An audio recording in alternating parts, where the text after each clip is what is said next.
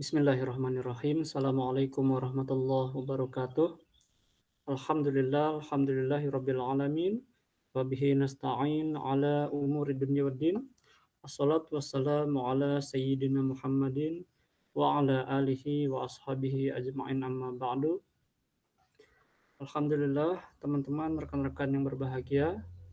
Pada pertemuan kali ini kita akan melanjutkan perkuliahan kita, perkuliahan mata kuliah hadis dakwah yang insya Allah kita akan membahas tentang asbabul wurud hadis. Nah, apa hubungannya asbabul wurud hadis dengan mata kuliah hadis dakwah kita? Kita akan melihat dari tema ini, dari judul asbabul wurud hadis, kita coba relevansikan bagaimana relevansinya dengan strategi kebijakan dakwah. Nah, kebijakan dalam berdakwah. Nah, teman-teman, rekan-rekan yang berbahagia, kami akan menyampaikan slide dari presentasi yang akan kami presentasikan di sini, bagaimana cara Nabi menyampaikan dakwah kepada para sahabatnya, kepada masyarakat Quraisy ketika menyampaikan pesan-pesan dakwah, nilai-nilai dakwah. Nah, ini akan kita bahas pada pertemuan kali ini. Sebelumnya, mari kita mulai perkuliahan kita dengan bersama membaca Al-Basmalah. Bismillahirrahmanirrahim. Nah, baik. Pembahasan kita yaitu tentang asbabul wurud hadis, relevansinya dengan strategi kebijakan dakwah. Nah, kebijakan dakwah Nabi SAW. Sebelum kita membahas secara utuh judul kita kali ini, kita akan coba pahami sepotong demi sepotong perkata dari judul yang kita sampaikan ini, yaitu asbabul wurud hadis. Apa itu asbabul wurud hadis? Nah, itu perlu kita ketahui secara mendalam. Asbabul wurud hadis itu adalah proses bagaimana sebab hadis itu disampaikan oleh baginda Rasulullah SAW. Jika kita belajar tentang Al-Quran, kita akan mengenal asbabun nuzul. Apa itu asbabun nuzul? Asbabun nuzul adalah sebab bagaimana atau kenapa Al-Quran itu diturunkan. Nah, karena peristiwa apa? Apa yang terjadi saat itu yang melatar belakangi Al-Quran diturunkan. Nah, itu adalah asbabun nuzul. Sedangkan asbabul wurud adalah proses atau sebab kenapa hadis itu disampaikan oleh baginda Rasulullah SAW. Nah, kita lihat secara detail makna dari asbabul wurud hadis. Asbab itu kan jamak plural dari kata sabab, sababun dalam bahasa Arab ya. Kemudian yang artinya sesuatu yang menghubungkan satu benda ke benda lainnya atau sesuatu yang mengantarkan pada tujuan. Itu dia sebab. Kalau misalkan dalam hukum sebab akibat itu ada sebab, ada akibat. Nah, itu kalau misalkan kita belajar hukum sebab akibat. Tapi di sini kita belajar tentang asbabul wurud ya. Kemudian apa makna wurud? Wurud itu dari kata waroda yaridu. Nah, datang atau mengalir, bisa diartikan mengalir di sini atau muncul. Nah, itu makna dari wurud. Kemudian jika kita satukan kata tersebut, maka menjadi satu kalimat asbabul wurud hadis. Asbabul wurud hadis atau satu kata jadi satu kata ini dari tiga kata yang dijadikan satu menjadi satu kata asbabul wurud hadis. Kita udah paham. Nah, lantas apa ini makna asbabul wurud? Seperti yang kita jelaskan tadi, asbabul wurud hadis adalah sebab-sebab terjadinya hadis atau sebab-sebab hadis itu mengapa disampaikan, disabdakan oleh Rasulullah SAW. Maksudnya sebab-sebab yang melatar belakangi apakah bentuk pertanyaankah yang terjadi pada saat itu, atau adanya kasuskah, atau adanya peristiwakah sehingga Nabi SAW menjawab dan melakukannya. Nah, inilah menjadi sebuah hadis. Nah, karena hadis itu kan yang pernah kita sampaikan, apa yang disampaikan dari Nabi melalui lisannya, min qaulin, apa yang dilakukan oleh Nabi dari perbuatannya, min fi'lin, apa yang dilakukan Nabi oleh takrirnya, ketetapan Nabi, kemudian fisik Nabi, sifat khalqiyahnya Nabi, kemudian akhlaknya Nabi, sifat khuluqiyah. Nah, itu adalah definisi dari hadis. Bagaimana definisi yang disampaikan oleh Syekh Nuruddin Itar. Nah, kita coba pahami. Ada beberapa poin asbabul wurud hadis yang bisa kita relevansikan dengan strategi kebijakan dakwah. Nah, ini bisa menjadi pegangan kita, apalagi juga teman-teman yang terjun di dunia dakwah. Tidak hanya bisa kita pahami untuk teori saja, teori pembelajaran, namun pembahasan ini juga bisa kita terapkan, bisa kita lihat. Kemudian apalagi teman-teman yang terjun di masyarakat di bidang sosial, sosial kemasyarakatan atau pengabdian dalam berdakwah. Nah, sikap-sikap yang disampaikan oleh Nabi pada poin-poin yang sudah kita susun ini bisa menjadi pegangan.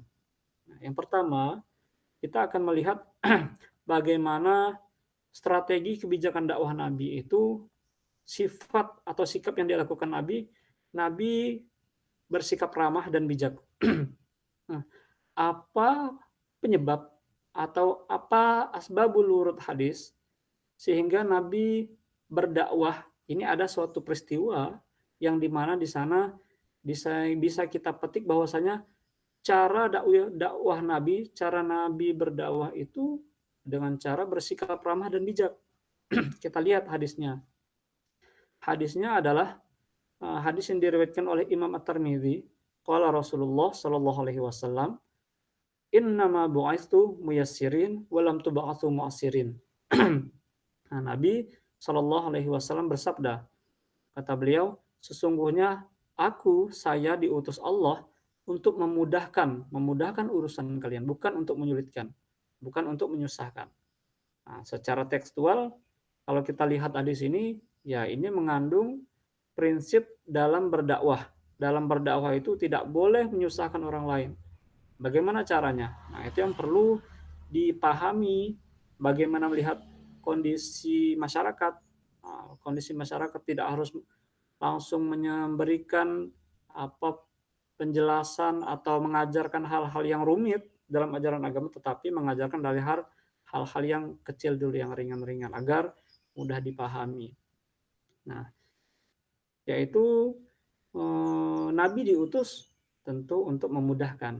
Artinya jika kita ingin memahami atau menggunakan konsep ini, ya kita menyampaikan untuk supaya masyarakat paham dengan mudah konsep yang diajarkan oleh agama.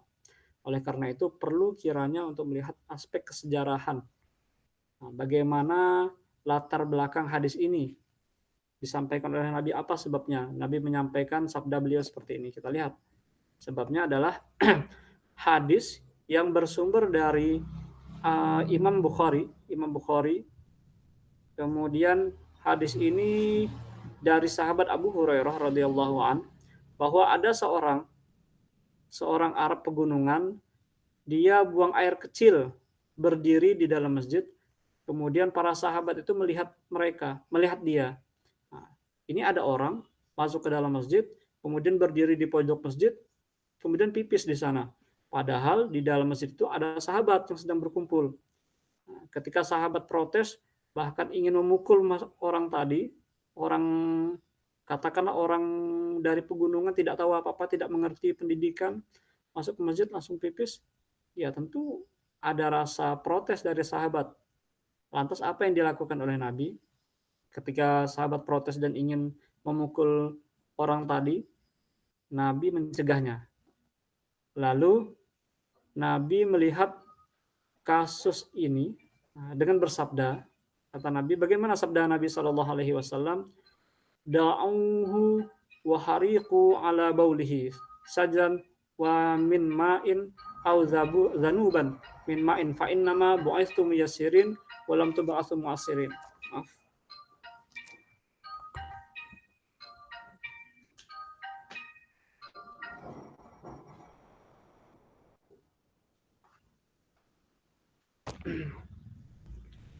Nah,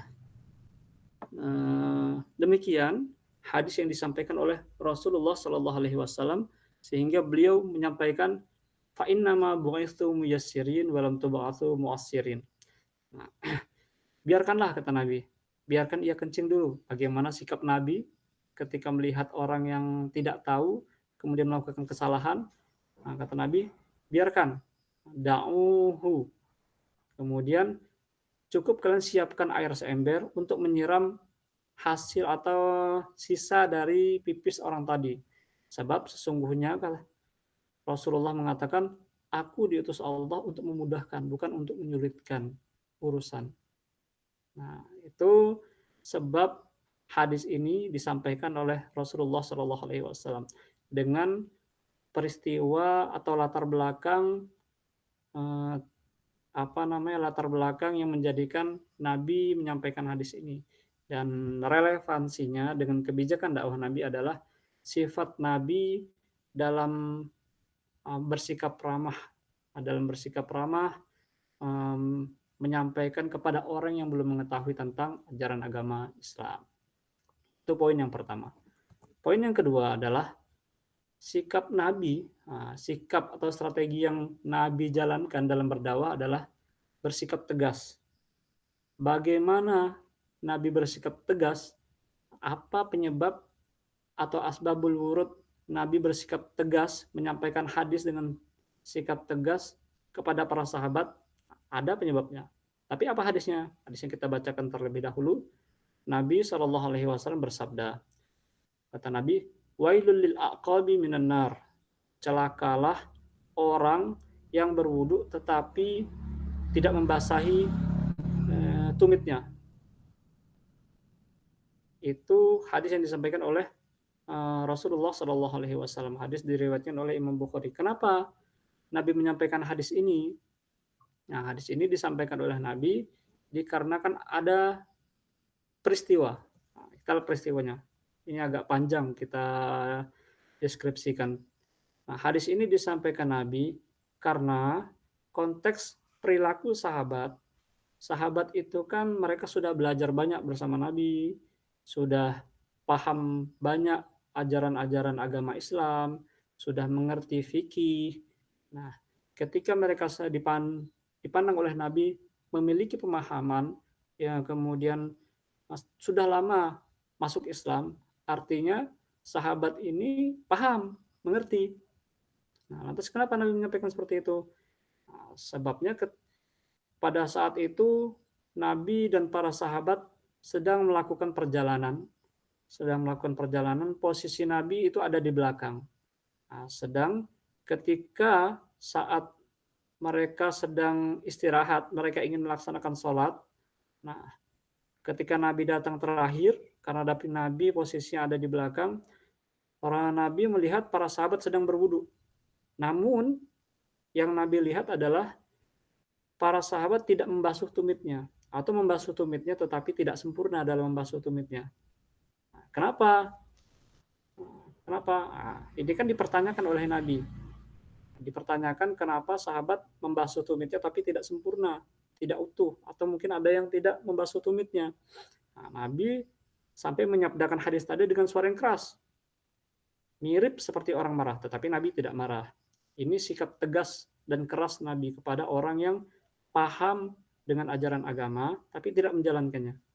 Berbeda dengan kasus yang kita bahas di poin pertama tadi. Sikap Nabi ketika kepada orang yang tidak paham dengan ajaran agama, belum paham, lemah lembut, ramah, bijak.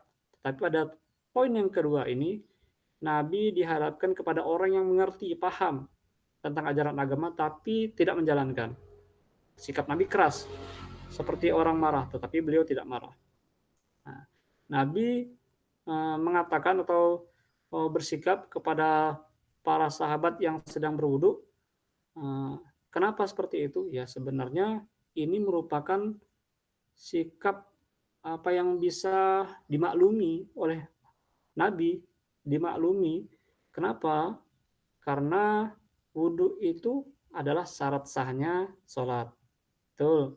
Nah, ketika wudu tidak sah, ketika tumit tidak dibasuh, itu artinya adalah wudu kita tidak sah.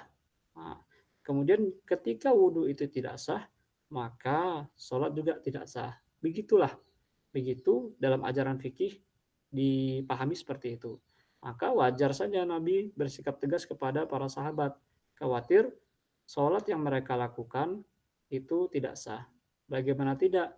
Nah, kalau pan kita sebagai masyarakat muslim yang hidup sudah beberapa tahun, beberapa abad Rasulullah Shallallahu Alaihi Wasallam wafat, ya terkait dengan masalah wudhu, kemudian apa namanya keimanan kita ya seperti sekarang berbeda dengan keimanan para sahabat.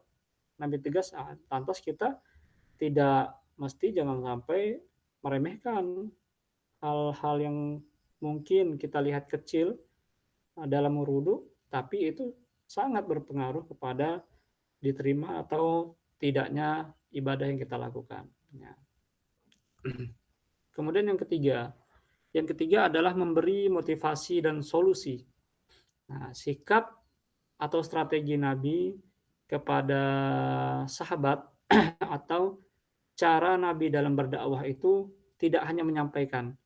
Nah, ketika ada masalah, lari, bukan seperti itu. Nabi ketika berdakwah, kemudian ada orang yang mendapatkan masalah, Nabi memberikan motivasi dan solusi. Nah, memberikan motivasi dan solusi sehingga sahabat tadi bisa menerima dan merubah sikapnya menjadi lebih baik. Nah, yang pertama adalah yang hadisnya adalah dari sahabat Ibnu Umar radhiyallahu an. Nah, Rasulullah Shallallahu alaihi wasallam bersabda. Nah, ini mirip pembahasan ketika kita belajar tentang metode dakwah Nabi ya.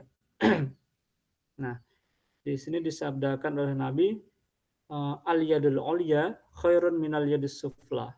Nah, tangan di atas itu lebih baik daripada tangan yang di bawah. Hadis dari Imam Ad-Darimi dari sahabat Ibnu Umar radhiyallahu an.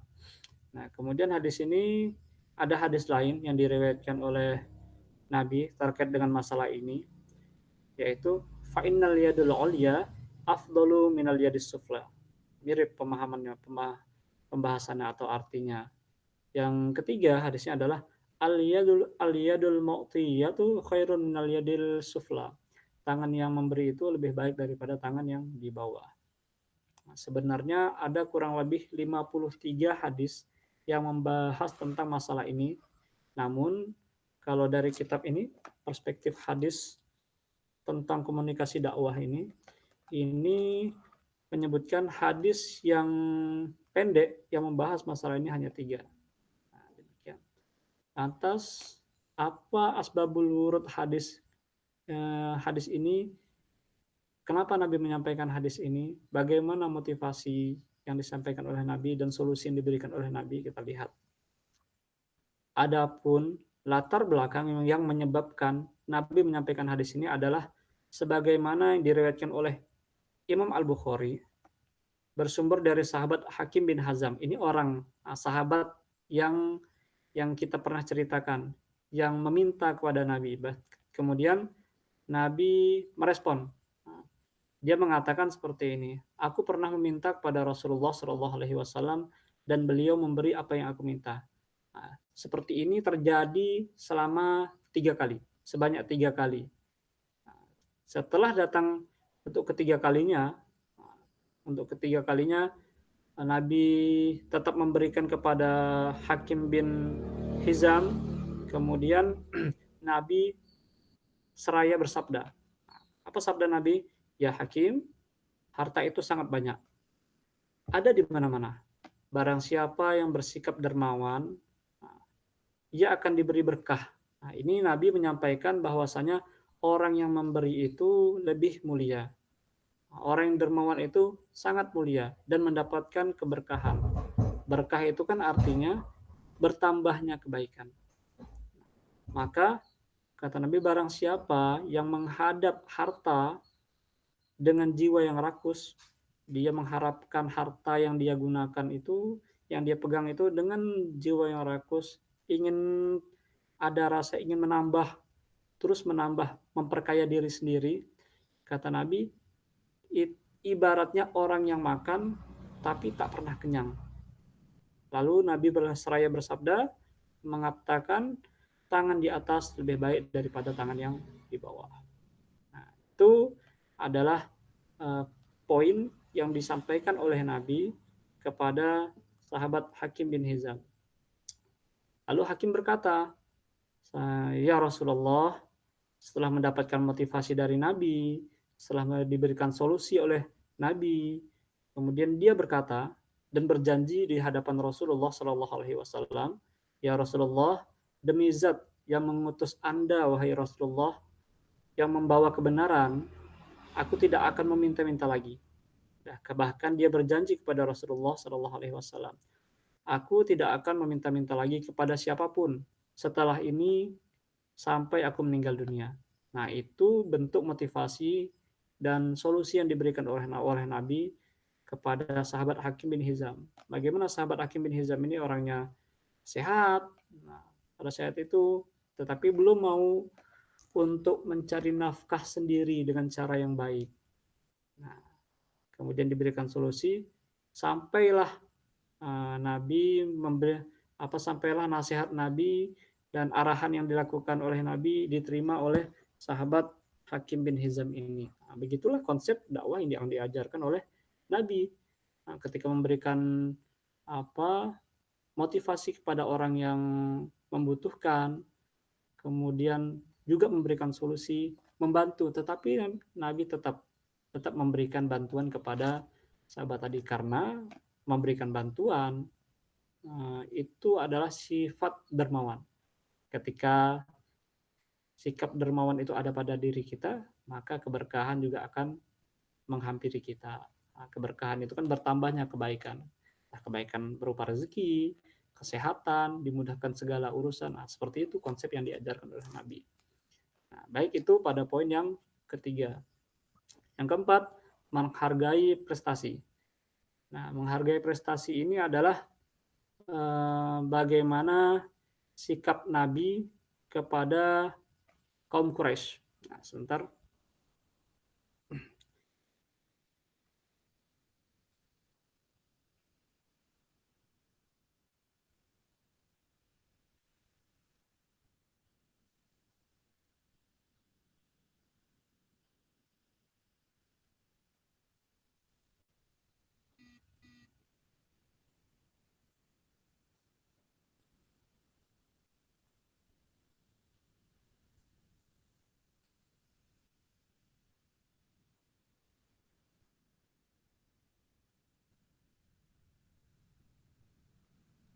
Oke, baik.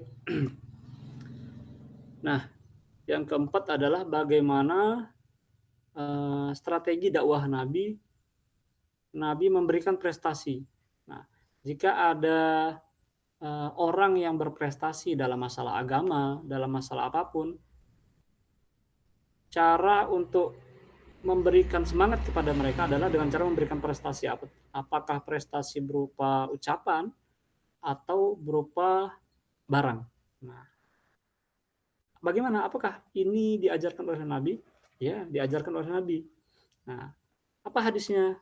Hadis yang diriwayatkan dari Imam Ahmad bin Hambal, yang meriwayatkan dari Ibnu Barzah, bahwa Nabi Shallallahu Alaihi Wasallam bersabda, Nabi, al-a'immatu min Quraisyin. Maaf. Walahum alaikum haqqun walakum mithlu dzalika. Ma idza usturhimu rahimu wa idza hakamu adalu wa idza ahadu wafau.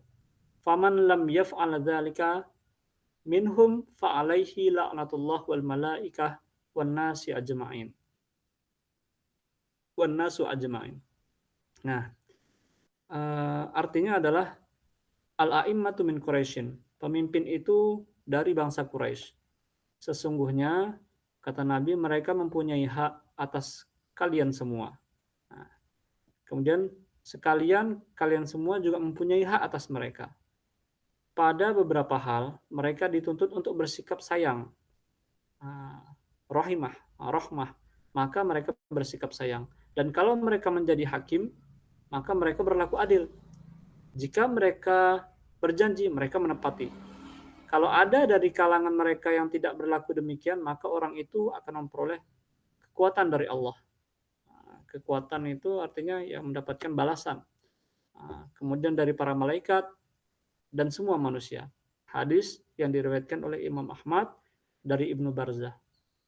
Bentuk prestasi ini adalah Nabi memberikan prestasi kepada masyarakat Quraisy dengan hadis yang disampaikan oleh beliau.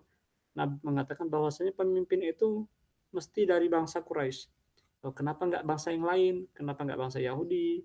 Kenapa nggak bangsa apa misalnya etnis yang lain pada saat itu, bangsa Arab yang lain? Ya Quraisy itu masuk kategori bangsa Arab. Nah, bentuk prestasi ini, penghargaan ini yang disampaikan oleh Nabi ada sebabnya. Kenapa? Kita lihat. Sebab Nabi menyampaikan hadis ini, ketika kita melihat hadis ini, kita lihat secara tekstual dulu ya. Hadis ini sepertinya kental membahas tentang atau ada kesan primordial, ya diskriminatif, mungkin seperti itu kalau kita pahami secara tekstual, di mana hak pemimpin ditentukan oleh standar etnisitas, keturunan, bukan pada kualitas dan kemampuan mereka dalam memimpin atau kemampuan hasil kerja, hasil prestasi kerja mereka.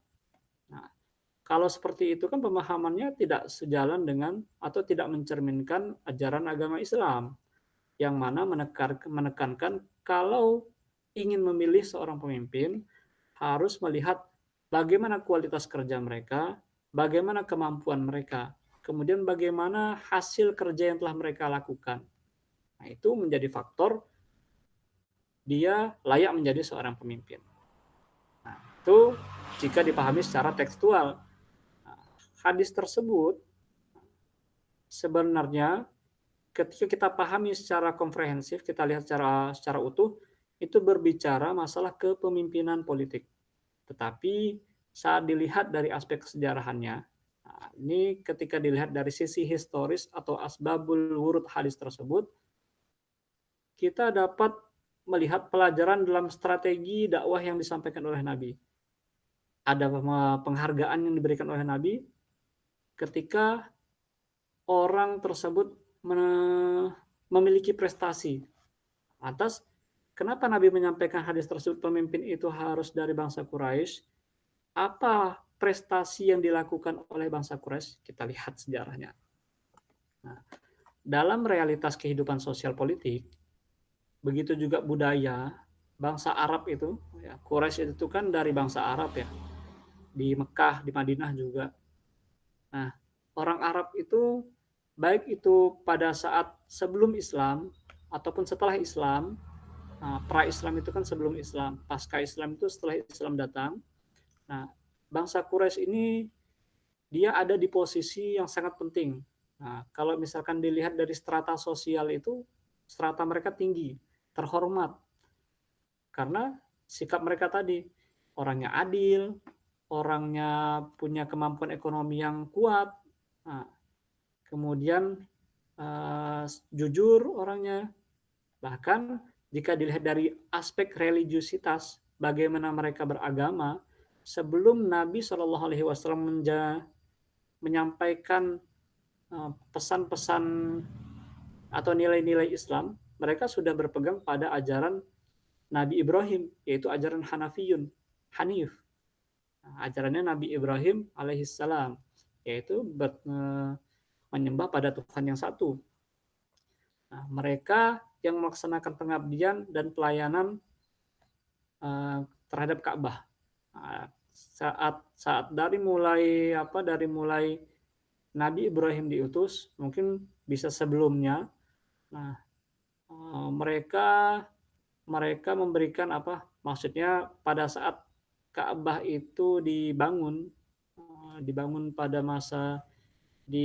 kembali pada masa Nabi Ibrahim alaihissalam, sampailah pada masa Nabi, bangsa Quraisy ini memberikan pengabdian yang baik. Kemudian bagaimana menjaga Ka'bah yang menjadi pusat simbol uh, simbol persatuan umat Islam. Nah, jadi Ka'bah itu simbol ya, simbol persatuan umat Islam untuk menyatukan umat Islam. Nah, sehingga di sini ada dua asumsi yang kita petik dari ini, kutipan dari Jalaluddin Rahmat. Dia mengambil pendapat dari, kalau nggak salah saya, Ignaz Goldziher ini. Coba saya lihat dulu. Nicholson. Pandangan dari Nicholson, Goldziher, dan Jafri. Ini dua asumsi ini dari teori sosiologi dan antropologi. Nah, dia mengatakan bangsa Arab itu adalah bangsa yang terorganisasi atas dasar kesukuan, kemudian kesetiaan pada suku, dan ketergantungan, kehormatan pada suku itu dipandang sangat penting. Nah, jadi suku itu sangat penting. Itu